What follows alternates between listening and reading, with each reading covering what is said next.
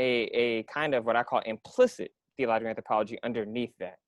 This idea that essentially we are taught and socialized to accept a normative structure of Christianity that places humans at the pinnacle of creation, right? So human beings are at the top, quite, if you will, this kind of hierarchy of being.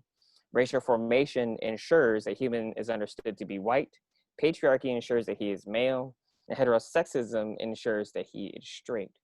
So in this sense, when Black, Indigenous, and other people of color, women, and non-cisgender folk strive to be full human beings within this flawed structure, we are striving toward an anti-Christian theological principle that replicates an oppressive hierarchical model that places whiteness, maleness, and heterosexism as a pinnacle of creation.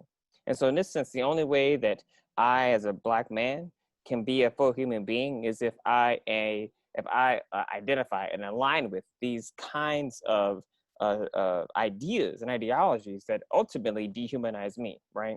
I have to align with the ideology that places white, straight males at this pinnacle, again, of creation, this hierarchy of being. And so in this sense, oppressed and marginalized people are given some of the privileges of humanness as long as we don't challenge existing hierarchical structure. So we cannot be seen as full human beings, but we can be seen as somewhat acceptable beings in this kind of structure.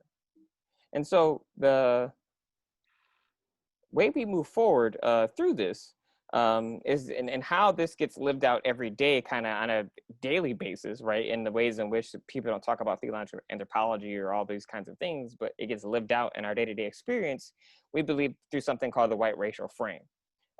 It's a book by the author named Joe Fegan.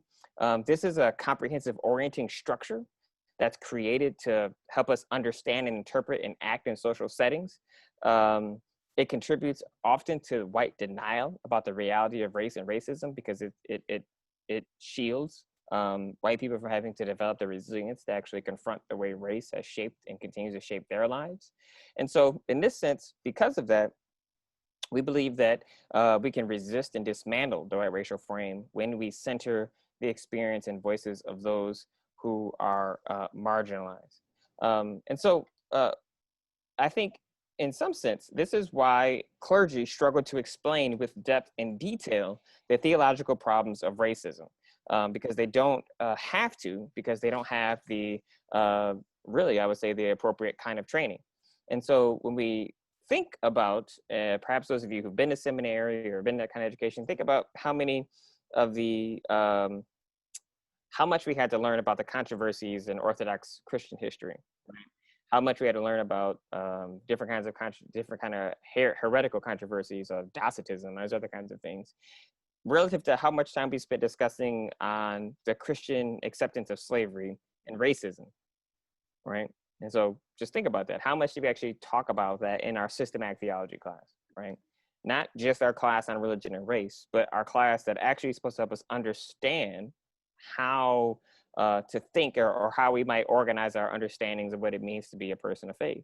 And so in this sense, this is part of the challenge that we are trying to bring to light within communities of faith, is recognizing that this frame severely has handicapped the theological development of so many clergy or so many people that are involved in religious settings, because this is something that's just not often taught.